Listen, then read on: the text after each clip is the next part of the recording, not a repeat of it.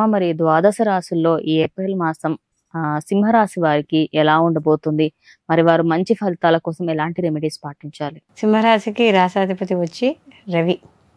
అయితే సింహరాశిలోకి మఖ 1, 2, 3, 4 పాదాలు, బుబ్బ 1, 2, 3, 4 పాదాలు, ఉత్తర 1వ పాదము మనకి సింహరాశిలోకి వస్తాయి.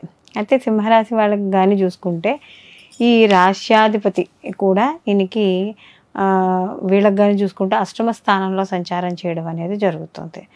ఎప్పుడైతే ఈయన అష్టమ స్థానంలో సంచారం చేస్తున్నాడో కాస్త కొంచెం వ్యతిరేక ఫలితాలు ఇక్కడ రాహుతో కలిసి ఉండడం, తదనంతరం ఆయన ఉచ్చక్షేత్రంలోకి మార్పు చెందినా కూడా కాస్త కొంత అందులో వీళ్ళకి ధనాధిపతి వక్రీకరించడం ఇలాంటివన్నీ కూడా కాస్త కొంచెం అంటే ఇక్కడ ఎప్పుడైతే ధనాధిపతి కూడా వక్రీకరించాడో వీళ్ళకి కాస్త కొంచెం మధ్యలో అనుకూలమైన ఫలితాలు కూడా వీళ్ళకి గోచరించడం అనేది జరుగుతుంది. అయితే ఇక్కడ ఎప్పుడైతే ఈ యొక్క రాశ్యాధిపతి అయిన రవి రాహుతో కలిసి ఉన్నాడో కొంత అంటే బయట వివాదాలకి వాటికి గొడవలకి దూరంగా ఉండడం, ఎవరు చెప్పిన మాటలు ఎవరు చెప్పిన అంటే ఎవరైనా ఏదైనా చెప్తే అది నమ్మేయడం ఇలాంటివి చేయకుండా ఏ పని చేసినా కూడా ఒక క్లారిటీగా క్లియర్గా తెలుసుకొని పనిచేయడం అనేది మంచిది. అలాగే ఇక్కడ ద్వితీయ స్థానంలో కేతు ఉన్నాడు, అందులో ధనాధిపతి వక్రీకరించాడు. అయితే కేతు ఉన్న ప్రభావం మాత్రం కనపడుతూ ఉంటుంది. ఎందుకంటే మాట్లాడేటప్పుడు కానీ ఎదురు వాళ్ళతో చేసేటప్పుడు కానీ ఇలాంటి విషయాల్లో కొద్దిగా జాగ్రత్త అనేది ఎక్కువగా వహించాలి. దీనికి తగ్గట్టుగా వీళ్ళు లక్ష్మీ గణపతి ఆరాధన మాత్రం ఎక్కువగా చేసుకోవడం ద్వారా వీళ్ళకి కొంత ఈ కేతు యొక్క ప్రభావం అనేది తగ్గడం, ఎందుకంటే కుటుంబ స్థానం మీద కూడా ఉంటుంది కాబట్టి కొన్ని విషయాల్లో చూసేటప్పుడు ఒక రకమైన వైరాగ్య స్థితికి చేరుకోవడం అనేది కూడా ఇక్కడ మనకి కనబడుతుంది. కాబట్టి లక్ష్మీ గణపతి ఆరాధన అనేది చేసుకోవాలి. అలాగే ఇక్కడ ఏదైతే శుక్రుడు ఉన్నాడో వీళ్ళకి తృతీయాధిపతి, శుక్రుడు కొన్ని పాపగ్రహాలు అంటే రవి మనకి అలాగే రాహుతో కూడా కలిసి ఉన్నాడు.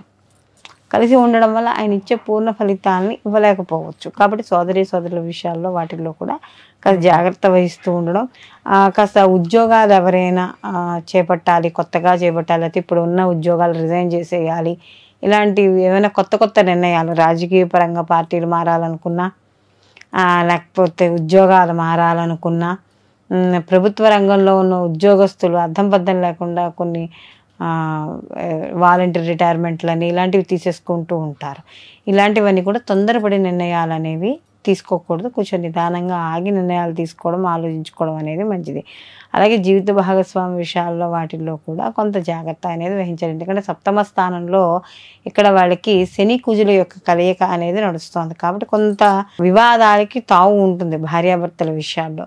కానీ దాన్ని పెద్దది చేసుకోకుండా ఉండడం అనేది, రచ్చ చేసుకోకుండా కొంచెం జాగ్రత్తగా ముందుకు వెళ్ళిపోతూ ఉండాలి. అలాగే ఇక్కడ ఎప్పుడైతే ఈ వీళ్ళకి కానీ చూసుకున్నప్పుడు చతుర్థాధిపతి కుజుడు వీళ్ళకి సప్తమ స్థానాధిపతి అయిన శని భగవాన్ అంటే రోగస్థానానికి అధిపతి శని భగవాన్. అలాంటి స్థానానికి శత్రుస్థానానికి అధిపతి అయిన శని భగవాన్తో కలిసి ఉన్నాడు. కాబట్టి ఆరోగ్య విషయాల్లో ముఖ్యంగా స్పౌస్ ఆరోగ్య విషయాల్లో వాటిల్లో కూడా కొద్దిగా జాగ్రత్త వహించుకుంటూ ఉండాలి.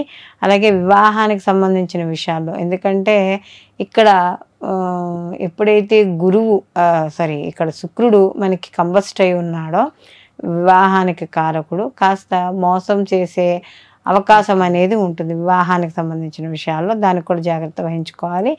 అలాగే ఈ శని కుజుడు ఎప్పుడైతే వీళ్ళకి కూడా అక్కడ ఉన్నారో సప్తమ స్థానంలో కొంచెం భాగస్వామి వ్యాపారాల్లో కానీ అలాంటి విషయాల్లో సమాజపరంగా వచ్చే కీర్తి గౌరవాలు, మీరు మాట్లాడే అగ్రెసివ్నెస్ వల్ల కొంత మీకు అంతవరకు ఉన్న మంచిదనం కూడా కొద్దిగా తగ్గుతూ ఉంటుంది. కాబట్టి అలాంటి విషయాల్లో కూడా కాస్త జాగ్రత్త వహించాలి. మొత్తం మీద ఈ రాశిలో ఉన్న విద్యార్థులకు మాత్రం మంచి అవకాశాలు ఉంటాయి. ఎందుకంటే పంచమాధిపతి గురువు వీళ్ళకి నవమ స్థానంలో ఉన్నాడు, మంచి అవకాశాలు ఇవ్వడం అనేది జరుగుతుంది.